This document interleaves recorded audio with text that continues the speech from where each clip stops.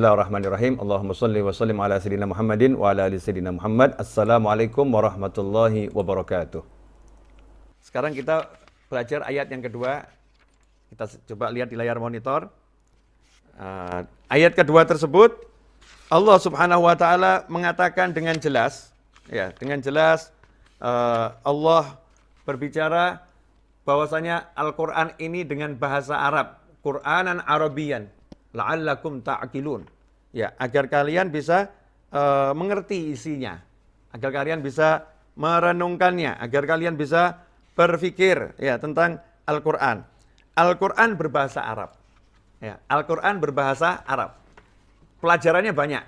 Saya tidak mampu untuk menjelaskan semuanya, apalagi dalam waktu yang singkat. Tetapi ada satu yang penting, ya, bedanya Al-Quran dengan kitab-kitab yang lain. Jadi Taurat, Injil, Zabur sama Al-Quran, meskipun semuanya kalamullah, semuanya wahyu Allah Ta'ala, tetapi berbeda ya. Bedanya di mana?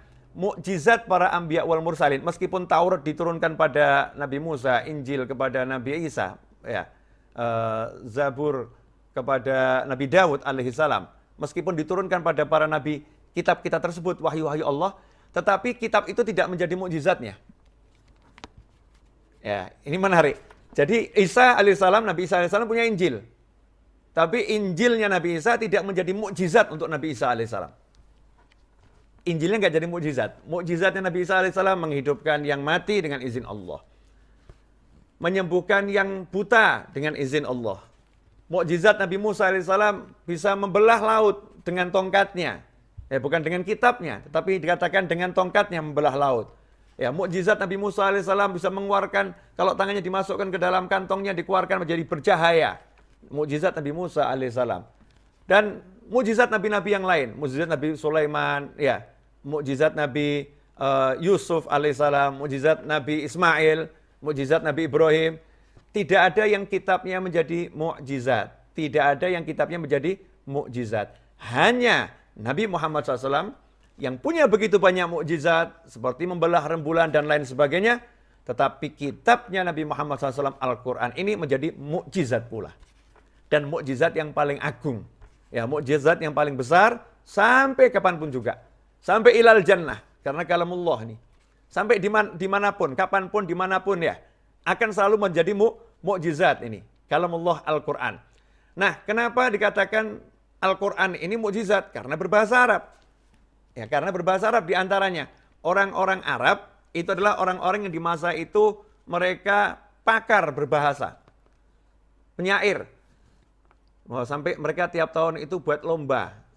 Ya, buat lomba bersyair. Nanti kalau memang yang menang penyairnya, baru dicarikan orang yang bisa nulis, suruh nulis, ya, itu nanti digantung di Ka'bah. Sebagai monumen ini syair yang menang ini ya, syair yang menang. Mereka para penyair yang luar biasa. Tetapi ketika Nabi Muhammad SAW ummi, nggak bisa baca, nggak bisa tulis, ya nggak bisa baca, nggak bisa tulis karena kesempurnaan Nabi Muhammad SAW. Ya, karena kesempurnaan Nabi Muhammad SAW nanti kita bahas di bab yang lain. Tiba-tiba bisa membawakan kalimat-kalimat yang keluar dari semua kemampuan mereka dengan balaghahnya mereka, ya. Dengan nahwu sorofnya mereka, dengan ilmu bahasa mereka, dengan sastra mereka, mereka terpana. Melongo mereka. Ini luar biasa ini. Lah buat kita ini orang Indonesia atau orang Inggris atau orang Belanda atau orang Jepang, susah untuk memahami ini kalau kita nggak bisa bahasa Arab. Nggak bisa bahasa Arab, gimana kita mau tahu mukjizatnya secara bahasa, kalau kita nggak bisa bahasa Arab. Kalau kita nggak bisa bahasa Arab, susah. Seperti gini loh. Ada orang matanya rabun. Maaf, ini contoh ini saya pakai biar semuanya paham. Ada orang matanya rabun. Terus istrinya ngomong, "Mas, itu ada orang cantiknya luar biasa." Istrinya ngomong. Sementara suaminya ini matanya rabun. Ya emang agak aneh sih kalau ada istri yang ngomong kecantikannya wanita kepada suaminya, ini agak aneh ya. Nah, cantiknya luar biasa. Kata suaminya, "Mana? Biasa saja. Wajahnya penuh jerawat seperti itu kok kamu bilang cantik." Padahal yang jerawat bukan wajah yang dilihat, tapi mata yang melihat. Gak bisa mau lihat keindahannya itu karena memang matanya lagi bermasalah. Atau kebalikannya, ya, seorang wanita yang matanya lagi bermasalah, temennya ngomong, tuh ada pria yang gantengnya luar biasa. Maka dia mengatakan, mana gantengnya? Ganteng dari mana? Wajah seperti itu kok gelap gitu bilang ganteng. Ternyata yang gelap matanya. Yang gelap matanya. Maka untuk bisa melihat keindahan, alatnya ini harus punya. Kalau alatnya nggak punya, nggak bisa lihat. Kalau kita mau lihat keindahan Al-Quran, maka kita harus punya alat yang namanya bahasa Arab. Tapi sayangnya ini, termasuk kemunduran kita semua, kita berlomba-lomba belajar bahasa asing, kita berlomba-lomba belajar bahasa Jepang, ya, bahasa Mandarin, ya, belajar bahasa Jerman, bahasa Inggris, atau mungkin ada belajar bahasa Rusia, tapi kita kurang tertarik belajar bahasa Arab. Padahal ini wahyunya Allah diturunkan dengan bahasa Arab. Bagaimana kamu akan paham Al-Quran kalau kamu nggak bisa bahasa Arab?